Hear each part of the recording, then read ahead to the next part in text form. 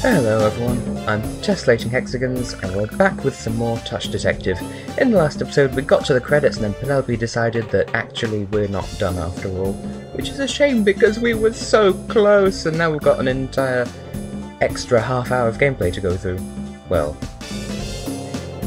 it's not quite half an hour, you can see the time at the bottom, but then again, we do have bonus episode, but never mind the fact that Cromwell's talking about a blood transfusion. And I've not actually checked out what he says at this point, so apparently he was joking, but I know some people think that he's a vampire and that explains his blue skin, and I promise I will get into why the characters look so weird in the bonus episode. Jeez. Anyway, heading back to the circus because we need to go and finish our investigation, which started there and will presumably end there as well. And Mr. Polar Bear is still here. I've had one person tell me that they think he looks more like a bird. Well, where are his wings, for one thing? But anyway. Oh my. Well, this is serious. Hunk has gone and offed himself, it seems. Oh, I don't know. He might still be alive. Well, then what case is that? Now, that's one thing that is going to become more apparent later on. I really think that either this episode was written, like the dialogue was written either by someone who doesn't speak English as a native language, or it was, I don't know, like written then rewritten, kind of like one part in Shakespeare's Julius Caesar, where that like he wrote a bit, then rewrote it, but then forgot to take out a bit that contradicts with a bit that he rewrote. There's plenty of that in this half of the chapter, but I'm getting off topic. I'm sort of rambling. Anyway, so I'm going to find a safe haven for the fleas so we can keep an eye on them. And there's only one really place we can put them in, and it's really blindingly obvious. It's the house at the head of Noah's Ark. That's how I referred to it in my notes, because it looks like an ark of some description. I don't care what anyone says. So, we have a house, and it even says Flea House on it. So, they're gonna go in there. Well, the regular Flea and boy Flea, but, well, there's circus member A, just as we originally suspected. He's been left out here to die. Also, yep, Johnny and Punk as well. Well, it wasn't self-inflicted, that was for certain. So, the fleas are in terrible pain, terrible danger. It's just one of those days, isn't it? And in case you're wondering, yeah, the battery's dead, so the robot arm can't do any more lamp stuff. Anyway, listening into those fleas that we never actually get to see. I assume they are fleas, not like wood lice or something, I don't know. Well, I think they are fleas because they talk about the others as fellow, but whatever, I'm rambling yet again. So, yeah, I actually forgot you have to look at the box at this point to establish that it is basically, in essence, a sealed room, because once it's securable, you know, it's securable once you close it and lock it, there's no way out, and that basically constitutes torture. So, what else can we do except take this bit of what is effectively gossip, the fact that there's a sealed room involved, and take it to Chloe, because two heads are better than one, even if one of those heads is Chloe's. You know, the only good thing about her head is her highlights. Well, she does have a really epic dance move in the last chapter of the next game, but that's going to be quite a while away because I'm not going to be able to LP again until sometime in the middle of May. So I'm going to finish this project first, then I'll be doing Eurovision reviews, and then I have something very special planned for April. And the first half of May we're taking up with more Eurovision, and after that I'll be LPing again as normal. But my next game, I think I'm going to have one or two games before I do Touch Detective 2.5, but that's all the future. Anyway, we've managed to recruit Chloe's help against our better judgment, and where we're going to go now is head back to the circus. And oh, the circus master's out here now. Is he doing something douchey? Oh, he decided to stay awake and stand guard. Fair enough. But it seems kind of silly because he's out here not standing by the fleas he's supposed to be protecting. And that's the whole reason why we put them in the house in the first place. Oh, you genius. So you're standing guard here and you're just watching people. You really are hopeless. And sometimes you sleep as well. Bloody hell, the things I have to put up with. Anyway, head back in here and sure enough, the suspicious couple. It sounds more awkward than it is, but so Chloe and Penelope. Chloe and Penelope. I do refer to them by some really weird names in my notes. There's as many alternative spellings as Chloe as I can think of, and I tend to refer to Penelope as Pennyloaf. Anyway, let's come up with some really stupid ideas for how the fleas must have been attacked. This bit does seem like it was either rewritten or badly written or something, because we've established what happened to the fleas, because we were told the training regimen in the previous episode, and we've established that the sealed room is basically the cause of their injury, so I don't know. Well, ultimately it doesn't really impact the game too much. It's still got beautiful art, beautiful music, beautiful, humour. Can you have beautiful humour? I suppose humour can be beautiful in the same way that you can Photoshop music, i.e. it can, but there's already a word for it. But I don't know, where'd I get that from? It might have been Smosh, I don't remember. Anyway, have another look at the art, because stuff is happening. Bunk appears to be having a nightmare about something shaking. Greece's Eurovision entry 2004, perhaps? Oh, so cute for all of us. Why did I say that with a slightly Russian accent? So, you see, this bit is completely superfluous, because we've established that the ringmaster shakes the box, so that's a magnitude 5 earthquake, right? Penelope. Why are you Penelope? I'll go on. It's better than anything closes that with, surely. Right, that's it. I am just 110% done now. I mean, it's bad enough that we're dealing with assault and murder of fleas, but now, again, the people I have to put up with, floaty hair and clothes being violent, that's not exactly helping. Anyway, we have to prove to them what we already know to be the truth, and oh, boy Flea is coming out doing some stuff. Just sort of phased through the rickshaw there. It doesn't appear to be very strong. And these unseen fleas again. They appear to be a couple of douchebags themselves, seem to have taken a leaf out of the ringmaster's book. Certainly from the ringmaster, or circus master, whatever you want to call them. Fleas, yeah, those particular fleas are quite terrible. Did I say fleas? Fleas. Well, I'm sure they'll get what's coming to them. So, I'm not really sure what we have to do after. Well, there's something we do here. There's something that we do with the crime scene tape. And I don't know why we have to do it, but I'm assuming it's to brace the arc against impact, or I don't know. Anyway, we're just demonstrating what we established in the first half of this chapter, and Mackenzie seems to have forgotten. Yeah, shake the sealed room. Training regimen. Well, whatever. Anyway. So, I don't know why we do this, because, again, that's a really weird bit of dialogue right there. Chloe, what the hell? You think about Mongolian beef, and of course Funky has to have some input here. So yeah, this is what I was talking about. We use the crime scene tape on the arc, and then there's an X on there, and Mackenzie's relieved, like, it's supposed to stop it shaking, I suppose, but that wasn't the problem to begin with. I beg your pardon? So it wasn't just Penelope getting hungry then. Holy hell, someone dropped an entire anvil. This isn't Minecraft, this is Touch Detective. Go home, Anvil, you're drunk. See, for once the circus master, back to calling circus master again, but yeah, he has the right the justifiably angry words. So there was an anvil involved, so we can establish that whoever did it is rather strong and athletic. Which isn't untrue, I suppose, because, I mean, I already know who did it because I've played this game before, and it's all post-commentary anyway, but... Anyway, the conversation with the fleas that got calmed right there, I didn't even know they had any further lines until my practice playthrough, not my practice playthrough. Yeah, so this anvil seems to have just fallen out of nowhere. Which is odd, because this is a tent, there's no scaffolding.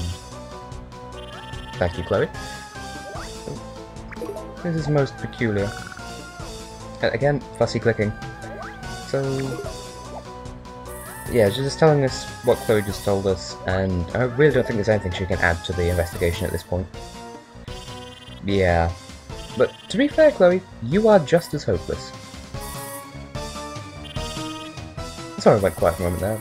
I don't know how long that was in terms of recording because my computer went a bit weird, but I'm not going to cut it out like I did in Chapter 2. I'm just going to have to deal with it. I'm sure I can just cut it. Anyway, Fungi points out that there's something here, and this is something that stumped me for a while because I remember playing through this the first time, then on my second playthrough ever, I remembered that you have to get this stake at some point, but it never occurred to me that you need to get it after the anvil falls because that's why it's there. So I remember spending quite a lot of time playing through the first half of this chapter trying to get this stake to, into my inventory because I know it's necessary, quite forgetting that it hasn't served its plot relevant purpose yet, so it won't have spawned. So we've just deduced that the anvil was in fact suspended from the ceiling by a rope held onto the ground by this stake, which was then cut, and then boom. Don't know how it could be so precise, but whatever.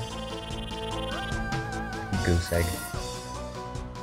Well done, Chloe. You've scared Penelope yet again. Dear, oh dear. She can go and enjoy her pink fluffy oxygen elsewhere. Anyway, frog monster. Oh, this is getting ridiculous now. So, murder and assault of fleas, Penelope and Chloe being useless, frog monster, and a princess now as well. Only in touch detective. And trust me, this chapter's strangeness is mild compared to what happens in the second game. Like, that game takes a turn for the weird from probably episode 3 onwards, because that game I believe has 5 episodes or chapters. I thought it had 7, but I think it's just 5 or 6 if you count the bonus episode. That has a bonus episode too, but we'll cross that bridge when we come to it. In the meantime, we'll need to finish up this game first. So there's a frog, a princess, and a prince. And who wrote this? I mean, I'm not criticising the writing here at all. It's like, at this point, it's strange as opposed to contradictory, but well, the fleas seem rather clever. Oh, Chloe is still here. I thought you'd left for some reason. So she's doing a think. Seems to be onto something. Oh dear. This can only mean one thing. She's going to have a patented Chloe idea and we're going to have to run, but we're not going to get away because that's a running gag in this game. Yeah. Why won't you let us leave? Chloe, you're not very good at thinking. Well, because we're friends, we're contractually obliged to listen to her every word, even though most of her words are nonsense. A fairy tale. Well, it makes sense with what we've heard, and frogs, princes, princesses, and this town is just a town, there is no royalty here. I haven't seen any frogs either. So, something fairy tale related. Royalty that doesn't exist, and pond life there isn't any in this town. So,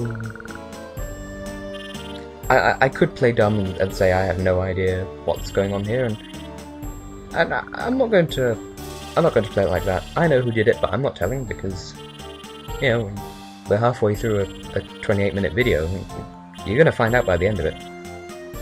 If you really want, you can just turn the video speed up or just skip ahead, but I'd prefer it if you to watch the whole thing because, come on, there's plot, there's brilliant writing and visuals and me. Don't skip ahead of me. Wow, I'm just having difficulty staying on topic right now. But it's because Chloe is just a fountain of such rubbish, and yet it makes a lot of sense. Like, her deductions have severely improved since the first chapter.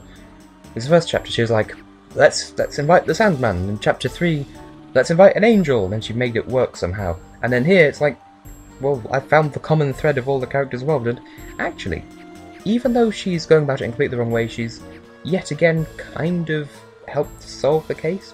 Well, not directly, but she's helped us take a step towards solving the case. So anyway, the fleas are trying their very best, like no one ever was. No, yeah, Circus Master's back. Where have you just been? But you, because you were there. Crying out loud! I think your brain's already burst, mate. Brains. What have you been doing? It can't have been anything good. Oh. Again, this is kind of a weirdly written bit, because he says he recruited new members that he wants to train, and then he just puts Boy Flea in the box, and there are no new Fleas here. So, I mean, he has a point about the whole a lot of replacements thing, but... And now he's is he treating Boy like a... I don't know what's going on at this point, because the writing's a bit confusing, but... Don't let that put you off this game, because it's been good up to this point, and it is still good. Maybe it's just me. Maybe it's just my skewed perception. So, yet again, a false ending to the case, but we're not going to fall for it this time. We're not going to have another credit sequence until we definitively solve the case, and finding a replacement doesn't really change anything. Plus, you didn't actually find a replacement because there aren't any new Fleas. I'm sorry, I had a Japanese lesson today. So, now we'll just sort of be given free rein to go and find the culprit. Come to think of it, something I didn't check. Maybe you can actually get the postbox for the touch list in this half of the chapter, I don't know. Because the postbox doesn't actually come into play again for the rest of the game, but... Anyway, I'm digressing. So Chloe's doing something over here. Well, she just threw a ball into the pond, you genius. So she's taking it literally, and at this point you should know not to take Chloe's ideas literally. But where else can we go with this idea of the Frog Prince? What else can we do? Well, if you recall, there is someone out there who would be an expert on fairy tales, and specifically someone who has had contact with the arts. I'm thinking Dover because he mentioned in the first episode selling a dream by means of a tattoo play. Surely he has some connection to the Frog Prince. Surely he knows the story well enough for us to point us in the right direction, but apparently we've just missed him, which is a shame because he spent all his money on cake and now he's gone to find a job. That's the sort of life I want to live. I want to make money from YouTube and spend it all on cake, because I know a really good cake shop in Brighton which isn't too far from where it's like about an hour and a half's drive away. I don't know. The point is, I like cake. And no, we don't know who the culprit is, but we're working on it. And for some reason, no means yes. The conversation's kind of gone through it. For some reason, if you say yes, he acts like you said no, but I think this is deliberate, but I don't know. We'll just say Dover, because he's the closest lead we have. We want to talk to Dover, maybe he can help us... Oh, speak the devil. What?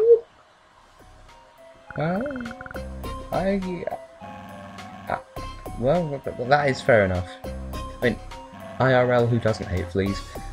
I mean, they're so cute in this game, but... Anyway, again, with people saying it was unforgettable, but I don't remember when it happened. Like... Or whatever. Well, there you go, Frog Prince. I was right to make the connection. First of all, how does he do that? And second... Oh, that's his tail. I thought he just had a really weird pair of shorts on. Frog with a belly button, what? Oh, that's interesting point of view. Why is it suddenly facing the audience anyway?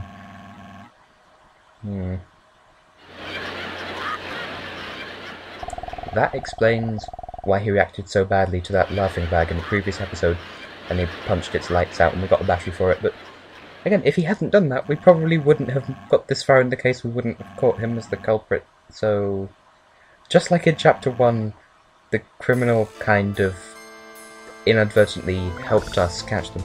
And the circus master's fallen asleep, which basically just kills the mood, because again, I think that was like a weirdly rewritten bit, because Dover's about to go apeshit, and the ringmaster falls asleep, and then we wake him up, and he's just calmed down again. We have to convince him not to be so racist, because it wasn't these fleas, and these fleas didn't do it, and not all fleas are bad, but apparently they are because reasons. I don't know why it cuts to black here. It's supposed to imply that it's taking a long time, but I don't know. It's just the excuse to change the position that the circus master's sitting in. Can I not just give him a consistent name? I'll just call him Fluffy McDouchebag for the rest of this episode, which isn't much longer, I promise. Dover's doing a John the Weenie Man pose. He has a point. Tattoo plays are more interesting than flea circuses. Mostly because you can't get fleas from tattoos. He's fallen asleep again. Fluffy douchebag. He's gonna wreck it! I've never actually seen that film. And the father keeps telling me, yeah, maybe we should, and it never happens. Wreck-It Ralph and Frozen, two films that I kind of want to see but haven't, because I'm really not a film person. Well, he's found one of the fleas. Apparently looks gullible. Could it be? It is! It's Boy Flea! Not the Boy Flea! Well, technically, I think they're all male fleas, just from their voices. Well, he's living so far. Yes, I think this is supposed to be an emotional scene, because it even has the beautiful music in the moment.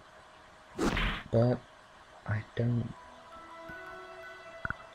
even. I love this music, but it doesn't get going, so I might as well just carry on commentating. Really?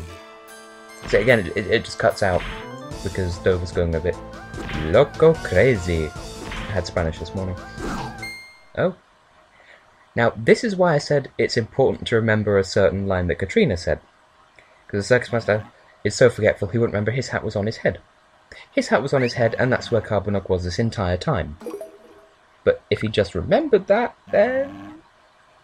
Well, anyway, apparently Dover is crazy frightened, because Carbonok is as vicious as the ringmaster told us. Again with the Fluffy McDouchebag. Well, Carbonok is a touchless item though, so we're just gonna have to... Just one poke! Boop! Oh, Fluffy. Oh. What? I don't know, I would have thought a shark would have tougher skin than that. Still cute. Anyway, who invited you two? Dim highlights and silly fluffy hair pink oxygen. Anyway, Boy Flea. He survived. No mention of the other fleas. Don't know what happened to them. Probably still there as well. And there we go. Boy Flea. The flea that lived. Never mind. Oh dear. Oh, Circus Master McDouchebag Fluffy Pants. Names. Well, in any case, investigation report. Now, in case you can't tell, this won't take the remainder of the video. There is more to it than just the investigation report, but for the moment I'll take this to this opportunity to start signing off. So, like I always say, I won't tell you to like, comment, subscribe, but if you do, it would be very much appreciated because it makes me feel loved. These videos really, I do them because I want to, and if people like them, that'll make me want to do them even more. Anyway, this does of course mean that we now have all of the side quests unlocked in the bonus episode, which I will cover in, appropriately enough, a bonus episode, which will be the next one after this. And, oh, Cromwell has something to say. So, his investigation report to send off. Oh no. What have you done? But we've got it right here. What did you send off? Oh no. No! Cromwell, y'all done goofed. Why would you send a list of things that I've gently caressed over the past 10 episodes to the Great Detective Society? Please, do you have some sort of solution to this? Really? Really? But you're the one who screwed up, Mr. Moustache. Anyway, credit sequence. So yeah, this has been Touch Detective for the Nintendo DS. I think it was ported to iOS as well, but I don't know, I don't really care, because I'm really not a smartphone person. But anyway, credit sequence with really good music actually, and a brief sort of parade of important characters. Now my thoughts on this project so far, obviously it's my first ever LP, and it's gone pretty well, and oh my god, John the Weenie Man, last episode appearance. Well, not the last episode, a bonus episode, but anyway. So yeah, this has been fun. Picked up a couple of new subscribers on the way, and I'm glad, because I love this game, I love the writing, I love the humour, I love the art style, I love it completely. Love it to bits, and I'm really glad I got to share it with the world. Yeah. I've been told that if it weren't for this playthrough, then some people wouldn't have discovered this game at all. I'm looking at you, Austin on Sugar. Thanks for subscribing, by the way. Yeah. Brilliant game. Brilliant plot. What more can I say? It's it's really good, and you know, if you enjoyed this LP, please consider buying the game, or downloading it for iOS if you're that way inclined. It is a really good game, and it does have a sequel, which I will cover in a later LP later this year. Maybe not for 2 or 3 games in between, but I don't know, we shall see. Anyway, saving, and then that was a smooth transition, because I actually recorded this bit separately because I forgot there was a cutscene after the credits. And oh, we appear to have a letter from the Great Tech Society, so what's it going to be? Yay! I'm happy for you, Mackenzie. I feel the way that I felt when I was offered a place at the University of the Creative Arts, because I had an interview for that last week. Did I articulate the word creative right just then? Okay, it sounded like I said creative. I don't know. I suck at words sometimes. So, let's have a look at this. Funky sort of watching from the sofa. What? Oh my god. Oh my god! Can we please do something about this, Cromwell? Oh no. But I don't want to be featured on the same page as Thomas the Smell Detective! Brick joke! Touch Detective, what a terrible name. Brilliant game though. Thanks for watching. See you next time.